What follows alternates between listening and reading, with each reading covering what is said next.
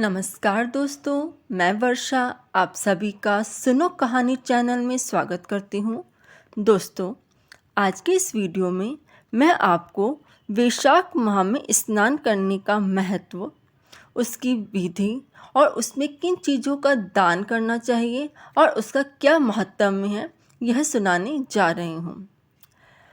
दोस्तों, विक्रम संवत का वैशाख माह हमारे हिंदी महीने के 12 माह में से एक मास है वैशाख माह। उसमें स्नान करने से 100 गायों के दान जितना फल मिलता है।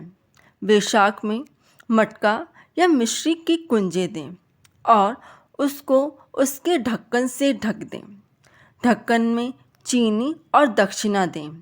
चावल, दाल, चीनी, घी, नमक, आटा, सब्जी, आम, बेल, ककड़ी, हरा नींबू, कमल, केला और सब तरह के फल व लकड़ी का पंखा, दूध, दही, छाछ, लगा हुआ पान, ठंडा आंवले का मुरब्बा, वस्त्र, तकिया, चटाई, चादर, छाता, जूता, खड़ाऊ आदि सब प्रकार की चीज़ें देनी चाहिए। प्याव भी लगवा देनी चाहिए। दान करने की बहुत सी चीज़ें हैं। अगर किसी को दान देने की इच्छा हो तो वैशाख में महत्व में देखकर दे देना चाहिए। जौ, पीतल का दान करना चाहिए। जौ का आटा देना चाहिए। शहद में तिल मिलाकर देने चाहिए और मनुष्य अपनी श्रद्धा के अनुसार इन चीज़ों को दे सकता है। वैशाख का महत्व सुनना चाहिए और भगवान की पूजा करनी चाहिए। दोस्तों, अब वैशाख स्नान की कथा। एक राजा था। वह सुबह जल्दी उठता था और वैशाख के माह में गंगा जी में स्नान करता था और कहता था कि मेरे से पहले कोई भी गंगा जी में नहीं नहाए। एक बंदरिया थी जो रोज राजा से पहले नहा लेती थी और राजा बाद में नहाने जाता था। जब राजा ने पानी हिलता हुआ और बिखरा हुआ सा देखा तो उसने पहरा लगा दिया और अपने सिपाहियों को आज्ञा दे दी कि ध्यान रहे कि मुझसे पहले भी नहीं नहा पाए। गंगा जी के किनारे एक पेड़ था। उसके ऊपर बंदरिया रहती थी। डाली के सहारे उतरकर गंगा जी में नहा लेती थी और पेड़ पर जाकर बैठ जाती। वैशाख माह पूरा हो गया। उसे एक दिन सिपाही ने देख लिया। उसने देखा कि जब अंधेरे में उन्हें कुछ भी नहीं दिखता और उन्हें नींद आ जाती तो वह बंदरिया उस समय गंगा जी में नहाती।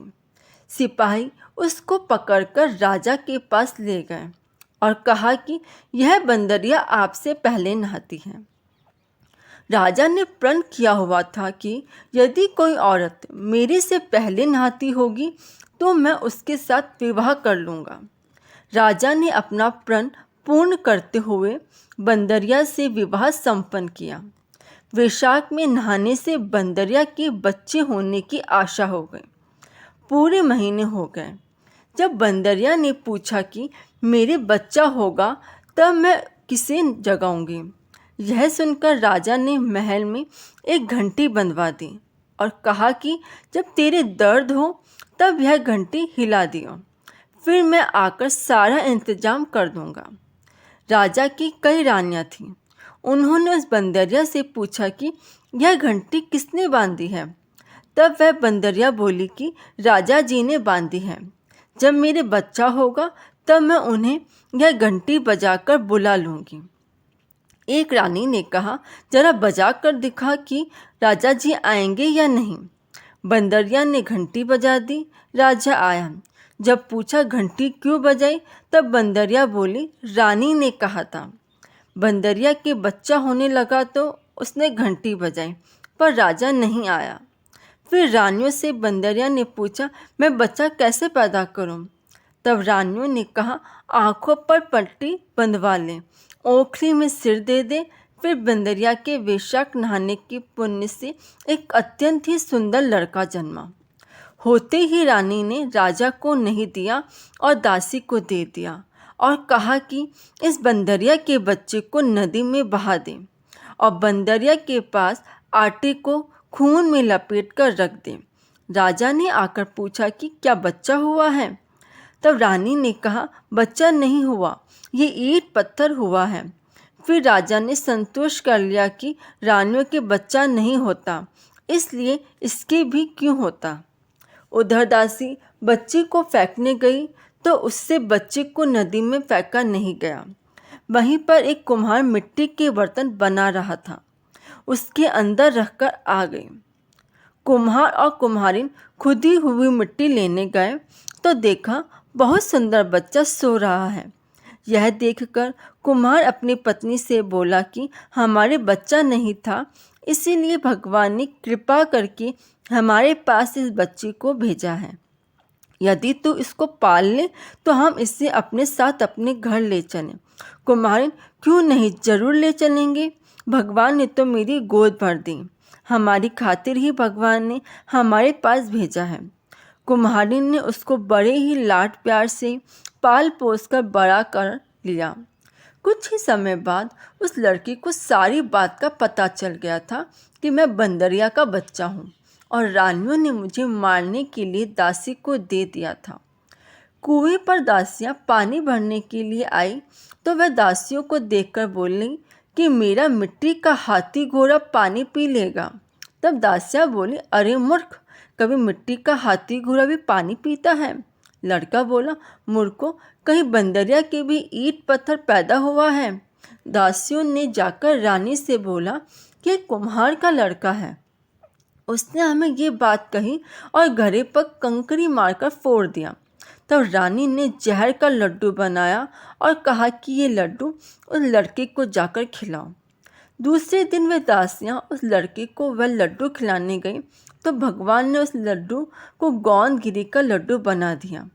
अगले दिन दासियों ने आकर देखा कि वह मरा नहीं है और खेलता फिर रहा है। इस पर रानी रूठ कर सो गई। राजा ने आकर पूछा, रानी सो क्यों रही हो? तब रानी ने जवाब दिया कि कुम्हार को अपनी बस्ती से निकाल दें। राजा ने कहा, ये क्यों कड़वा बोलती है? पर रानी ने जिद करके कुम्हार को निकलवा दिया। कुम्हार जंगल में रहने लगा। वहाँ पर वह लड़का बोला, पिताजी, मेरे को 108 करवे और 108 गोले बना दो। वह ठंडे ठंडे घड़े भरकर बैठ गया। गनगोरों के लिए मिट्टी लेने के लिए बहुत सारी लड़कियां आईं। राजा की साहूकारिनी भी आई और बगीचे में बैठकर खेलने लग गई। खेलते खेलते प्यास लग गई। ये लड़कियां उस लड़के से बोली कि हमें पानी पिला दें। वह लड़का बोला, मेरे पास ये गोलियां हैं, इन्हें खाती चली जाओ और मेरे पीछे फिरती जाओ। फिर कई लड़कियों ने कहा, मैं तेरी गोली नहीं खाऊं, हमें प्यास लग रही है, तू खा ले। फिर वह लड़की आगे आकर बैठ गई। लड़कियां एक एक करके गोली खाती गईं और ठंडा पानी पिया और उसके चारों तरफ फिरने लगीं। सब लड़कियों के पेट में गर्व रह गया। लड़कियां मिट्टी लेकर घर गईं तो पीछे उनके पिताजी ने ब्याह का सावा निकलवाया तो सावा नहीं निकला, पर उसने कहा इनका ब्याह तो हो जाना चाहिए। बाद में लड़कियों में से किसी का जी घबराए तो कोई रोटी नहीं खाए, कोई उल्टी करे। फिर सबने पूछा, तुम्हारी ये क्या हो गया? मुझे तो पता नहीं, मैं तो मिट्टी लेने गई थी, पर वह कुम्हार का लड़का हमें एक की गोली देता गया और पानी पिलाता गया और खुद बीच में बैठ गया और हमसे कहा तुम चारों तरफ फिरो। यह बात सुनकर सबके पिताजी कुम्हार के लड़के के पास गए और बोले, हम अपनी लड़कियों का विवाह तेरे साथ करेंगे। उसने सबसे 7 फेरे लिए। कुम्हार बोला, आप बड़े आदमी हो, राजा रानी हो, मेरा बेटा ऐसा क्यों करेगा? पर सब कोई उसके साथ अपनी अपनी लड़कियों का विवाह कर गए।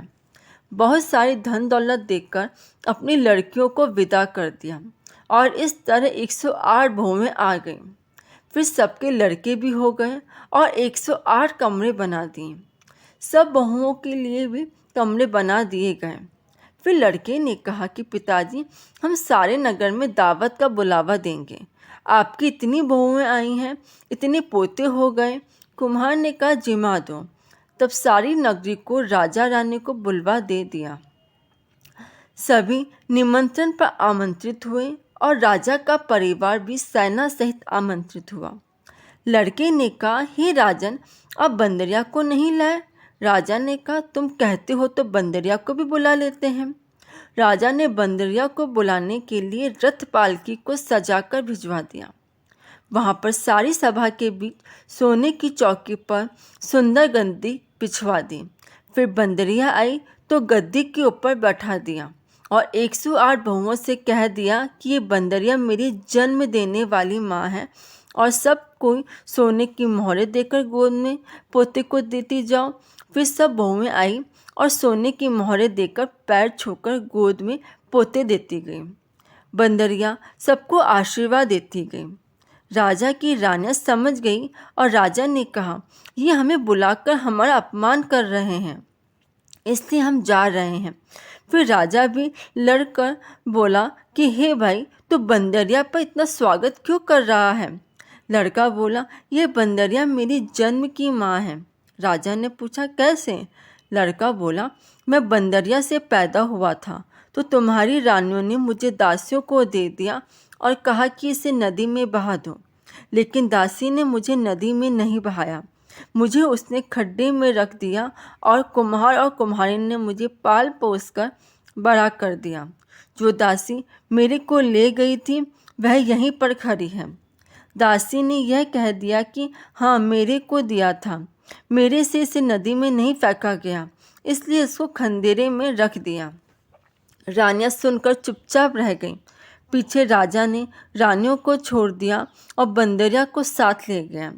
साथ में पोतों को, बहुओं और बेटे के साथ ले बड़े गाजे बाजे से अपने घर ले गया। सबको अलग अलग महल बनवा दिए। सब वहाँ पर जाकर राज्य करने लगी और सारी दुनिया कहने लगी कि वैशाख नहाने का इतना फल है तो सभी को वैशाख मास में स्नान करना चाहिए और दान पुण्य करना चाहिए। बाद में कुम्हार से कहा कि हे कुम्हार, तुझे जितना धन चाहिए ले ले, तेरा मन चाहे तो मेरे घर पर रह जा, और यदि तेरा मन अपने घर में रहने का करे तो तू अपने घर में ही रह, क्योंकि तूने बहुत बड़ा उपकार किया है। फिर उसको बहुत सारा धन दे दिया। बंदरिया वैशाख नहाई तो राजा जी का राज्य पाया और 108 पोते पाए। हे भगवान, जैसे बंदरिया को सुख संपत्ति दी वैसे ही सबको देना। जो कोई इस कहानी को कहता है, सुनता है, भगवान की कृपा से उसकी सभी मनोकामनाएं पूर्ण होती हैं।